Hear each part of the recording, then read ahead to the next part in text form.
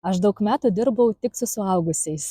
Prisipažinsiu, kad vaikų į mokinius nenorėjau imti dėl daugelio priežasčių. Na, visų pirma, suaugusiams žmonėms ne tėvai juk liepia mokytis anglų kalbos, jie patys sprendžia skirti tam laiko, reiškia, yra labiau motyvuoti.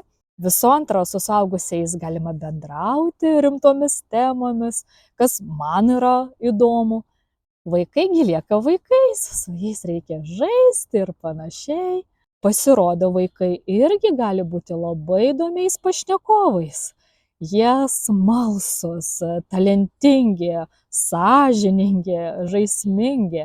Ir žinokite, jų dėka supratau, kad galbūt nebūtina mokyti pernelyg rimtai. Kartais galima atsipalaiduoti, nusimti visas kaukes ir tiesiog mėgautis procesu. Taigi darbas su jaunais mokiniais išmokino manęs daugelio dalykų. Kažkada turėjau įsitikinimą, kad su vaikais dirbti yra nuobodu. Dabar visiškai nekreipiu dėmesio į mokinių amžių, socialinį statusą ar kalbos lygį. Visi mokiniai man yra vienodai įdomus. Iš kitos pusės dirbti vien tik su mažaisiais galbūt irgi nenorėčiau. Bandau surasti savo darbe tokį balansą, kad būtų įvairovė.